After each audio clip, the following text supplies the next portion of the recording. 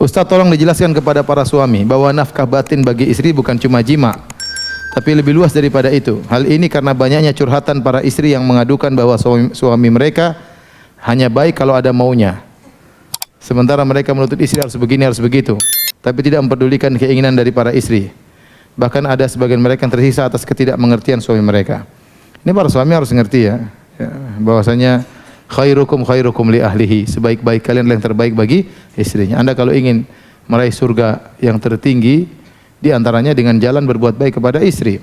Nabi mengatakan, aqrabukum minni majlisan yaumal qiyamah ahsinukum akhlaqa. Yang paling dekat majelisnya denganku pada hari kiamat yang paling baik akhlaknya. Kalau ingin surganya dekat dengan surga Nabi, harus paling baik akhlaknya.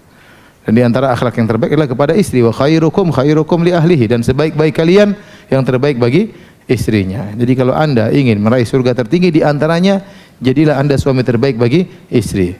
Di antara tanda Anda suami terbaik bagi istri berarti surga Anda tinggi, ya. Di antaranya istri Anda senang dengan Anda, bangga dengan Anda. Kemana-mana cerita suami saya masya Allah, ya berarti Anda suami yang terbaik. Tapi kalau suami mengeluh, ini curhat sana curhat sini, suami saya masya Allah amit-amit, ya. Nah, ini kalau ada maunya saja baru dekat baik-baik sama saya, ya.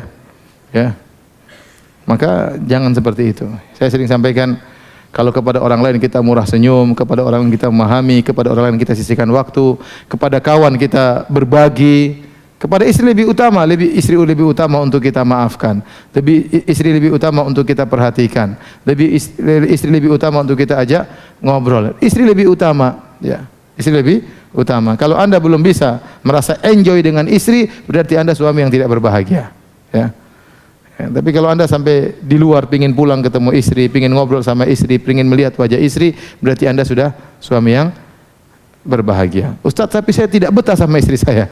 Ya, Anda harus rubah settingannya, ya. Bagaimana membetahkan bisa ngobrol sama istri. Ustaz, istri saya kalau diajak ngobrol nggak nyambung-nyambung. Ya jangan ngobrol tinggi-tinggi, ya. Ngobrol yang rendah-rendah saja, ya. Ngobrol tentang anak-anak, tentang masakan. Tidak harus ngobrol sama istri, ngobrol masalah politik, masalah masalah ini, masalah dolar naik.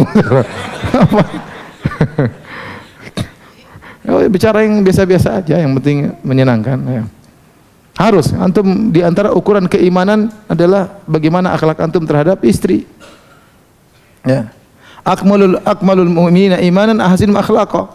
Orang yang paling tinggi keimanan, yang paling sempurna, yang paling baik akhlaknya. Nah, terutama akhlak yang paling baik jadi barometer akhlak terhadap istri. Kalau secara umum keimanan diukur dengan akhlak, maka lebih khusus lagi akhlak bisa dijadikan barometer dengan akhlak terhadap apa?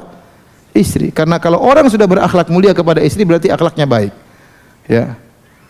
Tapi kalau dia berakhlak mulia sama kawannya, sama ustadznya, semua orang juga bisa akhlak baik sama kawan, sama ustadz, sama guru, sama bos, apalagi, ya.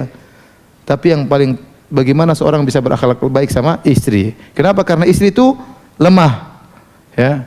Perempuan takut dicerai, takut dipoligami, ya, lemah. Yang kedua, kita banyak waktu dengan istri, ya. Kalau kita berakhlak mulia terhadap bos, ya sekali-sekali kita bisa buat kita akhlak mulia. Ketemu dengan ustaz, ya sekali-sekali bisa murah senyum. Tapi akhlak seorang terlihat kalau dia lama berinteraksi. Nah, kita ini lama berinteraksi dengan istri. Kalau ternyata akhlak kita baik di hadapan istri, berarti kita benar-benar berakhlak mulia, berarti benar-benar iman kita tinggi di sisi Allah Subhanahu wa taala. Maka Bapak-bapak, jadikanlah berakhlak mulia kepada istri sebagai salah satu sarana untuk meraih surga yang tinggi dekat dengan Nabi sallallahu alaihi wasallam.